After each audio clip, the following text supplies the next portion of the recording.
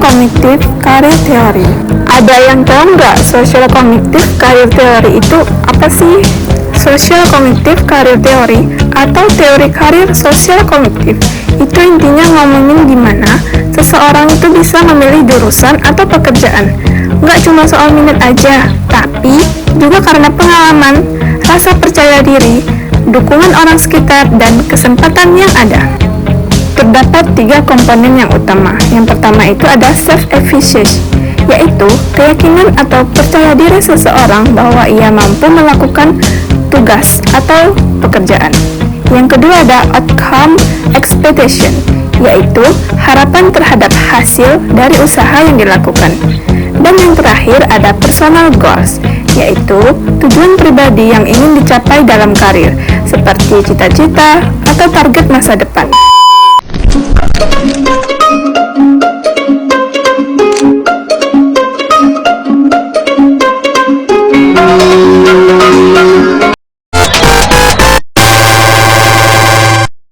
Lima menit kemudian.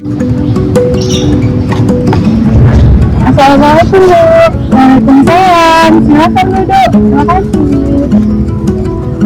Sebelumnya perkenalkan, saya Arinta Primandini Aulia.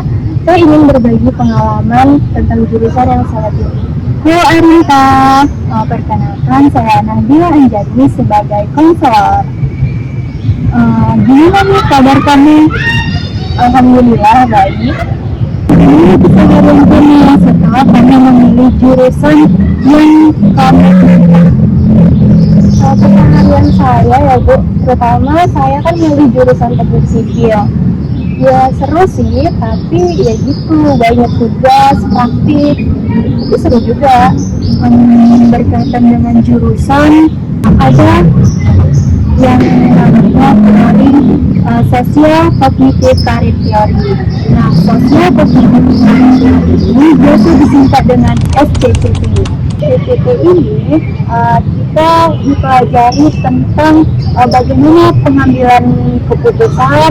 Nah, di pengambilan keputusan ini kita diyakinkan bahwasannya di SCCT ini ada 3 komponen. Yang pertama, self-efficacy. Self-efficacy merupakan keyakinan diri sendiri atau keyakinan individu. Yang kedua ada outcome expectation, yaitu harapan yang diinginkan. Yang ketiga ada personal goals. Jadi itu tujuan yang diinginkan. Lalu dapat disimpulkan bahwasanya Social Cognitive Career Theory ini membantu Arinta nantinya memilih jurusan yang ingin dipilih atau yakin dengan jurusan yang dipilih. Nah, di jurusan yang dipilih itu di dalam diri Arinta ada yang dikatakan self-efficacy. Nah, self-efficacy ini dia membantu Arinta itu pada individu Arinta. Jadi pada keyakinan diri Arinta, pada keputusannya. Lalu yang kedua ada outcome expectation, yang ada harapan Arinta mengambil jurusan ini. Lalu ada harapan yang ada tujuan yang dicapai oleh Arinta. Saya lebih paham tentang apa itu minat bakat saya. Saya merasa yakin tentang apa yang saya pilih. Wah mantap, jadi beneran ya bahwasannya jurusan teknik sipil ini memang benar-benar kamu minati. Nah, ketika kamu memutuskan bahwasannya jurusan yang kamu minati ini, bagaimana respon keluarga kamu? Kalau keluarga saya, terutama kedua orang tua saya itu sangat mendukung ya Bu. Apalagi mereka tahu prospek kerja lulusan teknik sipil itu sangat luas, jadi mereka sangat mendukung. Jadi dari dukungan itu saya semakin yakin dan bersemangat menjalani. Kalau dari teman-teman kamu gimana? Apakah lingkungan dari teman-teman kamu membawa kamu ke arah yang lebih baik atau kamu merasa sendiri dengan jurusan ini? Kalau teman-teman saya, alhamdulillahnya teman-teman saya saling support, juga sering membantu saya dalam mengerjakan tugas ketika ada tugas yang tidak saya mengerti. Jadi kami saling sharing tentang pemahaman kami. Ya, dan lalu bagaimana teman-teman kamu atau lingkungan di sekitar kamu? Alhamdulillah, teman-teman saya kalau mereka kamu bisa sekali tidak paham tentang materi atau materi kebiasaan.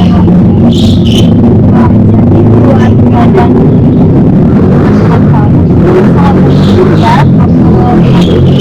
sehingga kamu mudah untuk menjalaninya. Jadi teman-teman saya, keluarga semua mendukung. Jadi itu yang membuat saya yakin dan percaya untuk menjalani di jurusan yang saya pilih. Setuju banget nih Arinka dengan pendapat kami. Nah, jadi ketika ada dukungan dan kembali lagi ke diri sendiri maupun itu dari keluarga, teman. Nah, itu yang membuat kita kuat akan menjalaninya. Terkadang kita itu nggak bisa hidup personal saja, namun kita juga butuh dukungan dan arahan serta support yang membangkitkan semangat kita. Lalu apa target kamu untuk kelanjutannya, Arinta? Target saya terutama saya lulus tepat waktu dengan nilai yang memuaskan ya Bu. Terus bekerja di instansi yang sesuai dengan jurusan saya. Wah, tujuan yang sangat keren. Semoga dalam memilih jurusan yang kamu inginkan ini, kamu dapat berkontribusi dengan apa yang kamu pilih. Semoga apa yang kamu inginkan tercapai untuk kedepannya. Nah, jadi kalau semisal kamu sudah memiliki tujuan atau target yang ingin kamu capai, semoga berhasil untuk mencapainya. Oh ya Arinta, ketika kamu memiliki tujuan, nah kamu kan sudah memiliki target juga kan. Semoga kamu dapat mencapai salah satu target itu. Nah Arinta, setelah masuk jurusan yang kamu inginkan atau katakan dengan jurusan teknik sipil lah, nah itu membuat kamu kaget. Lalu apa tantangan yang ada di jurusan yang kamu inginkan ini? Kalau punya kaget ya Bu, pas masuk jurusan teknik sipil ini, jadi kita tuh banyak praktikum, tugas gambar dan lainnya. Tapi di beberapa waktu dan buat support kehidupan, saya juga sudah mulai terbiasa. Kalau sudah terbiasa, menurut Arinta, apa yang Arinta sukai dan apa yang membuat Arinta itu semangat untuk menjalaninya? Hal yang saya sukai ya Bu dari jurusan ini, ketika saya masuk lab atau praktikum langsung di lapangan, karena saya tuh lebih paham daripada saya menggunakan teori-teori di kelas. Begitu ya, berarti di teknik sipil ini lebih banyak lebih Arinta lebih suka ke prakteknya ya, jadi lebih paham gitu ya.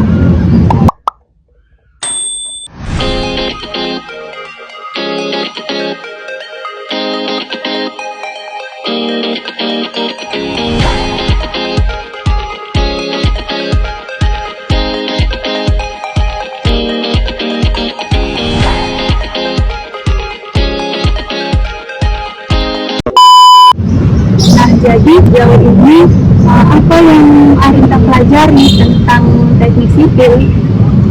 Yang saya pelajari itu banyak ya Bu, tentang gimana kita mendesain suatu struktur itu agar tetap aman, tetap kuat, tapi tetap efisien. Nah kalau ada teman bilang, Arinta jurusan teknik sipil itu susah loh, lalu apa tanggapan Arinta? Saya mungkin akan beranggapan susah, tapi kalau kita mau dan mau berusaha, apalagi mau belajar, pasti bisa kok. Saya awalnya juga seperti itu. Saya rasa saya tidak akan sanggup mungkin untuk menjalaninya, tapi berkat dorongan, dukungan, dan usaha, saya masih bertahan sampai sekarang.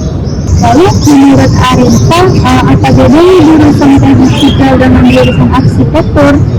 Nah, bedanya teknik sipil dengan arsitektur itu, kalau di arsitektur mereka itu hanya mendesain sebuah bangunan supaya tampak cantik, estetik seperti itu. Dan kalau di teknik sipil itu kita merancang gimana struktur itu tetap aman dan efisien. Jadi di teknik sipil itu lebih mengarah kepada perhitungan struktur.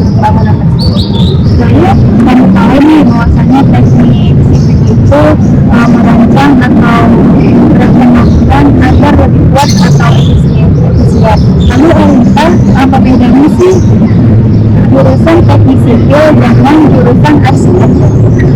Nah, untuk bedanya jurusan arsitektur dengan sipil itu, kalau di arsitektur itu lebih ke desain bangunan supaya tampak menarik, estetik seperti itu.